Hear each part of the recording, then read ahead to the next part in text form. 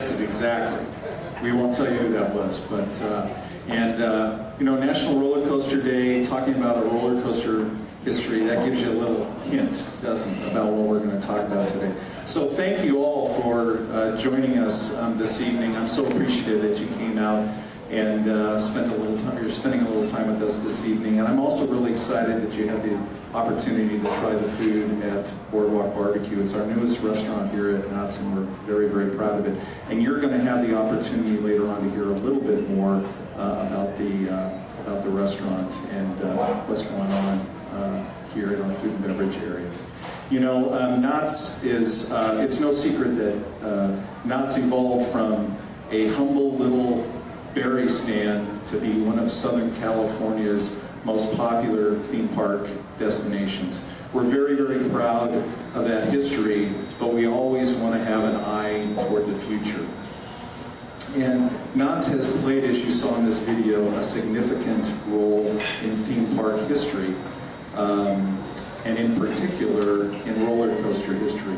As Cherie told you, we had the very first corkscrew inversion coaster in 1990, the very first flywheel launch coaster, and the very first hydraulically launched coaster here.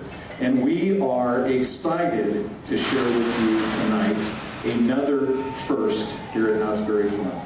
So coming in 2018, we are going to debut the first dive coaster on the West Coast with the steepest drop in California.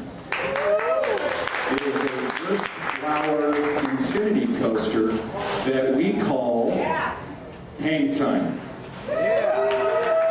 HangTime is going to be unlike any coaster we have in the park and is sure to excite even the most daring coaster fan. And it's another great addition to our boardwalk themed area. So, picture?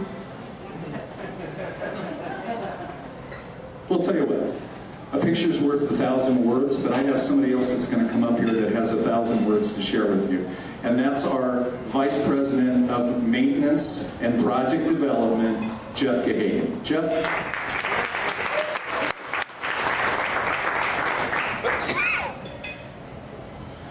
Welcome, everybody. Like John mentioned, we did have the first in a lot of launch coasters. We had the two. We had the first free spinning coaster with Mock over in Sierra Sidewinder.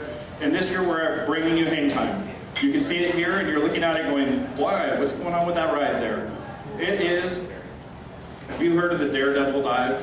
Any of you ridden that in Six Flags, Georgia? 95 feet. We're going 150 feet. You're hanging at the edge there. We're 2,198 feet, so a lot further. 3 trains with 16 passengers each. And what that is, it's configurations of 4. So there will be 4 rows, 4 guests per row. And the maximum velocity is 57 miles per hour. Now let's get to the fun stuff. The fun part about this ride, I mentioned that it's 150 feet. You're going to go up and you're actually going to hold at the top at 60 degrees for 2 seconds. And what are you going to do? You're going to drop 96 degrees back into it. It actually says 90, but it's actually 96 on the vertical lift. So we're going beyond the 95 that Daredevil Dive does. 3 inversions on Daredevil Dive, we're going 5 inversions. We have a 60-degree holding brake, like I said, at the top of the lift. That'll hold you there for 2 seconds. It'll have a negative G stall loop, which is the second one in the Western Hemisphere. And like we said before, it is the first dive coaster on the West Coast. That's all we get?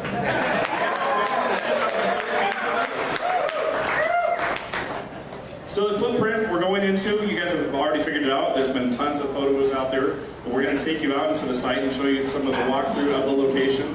We're actually going to head out going through the gates this way, around Boardwalk Barbecue. You're going to follow me. We're going to take you up to an overview of the entire site, and then I can go into where all of the different elements of the ride will be. So we'll go ahead and head that way, and I'll lead you. Don't go without me.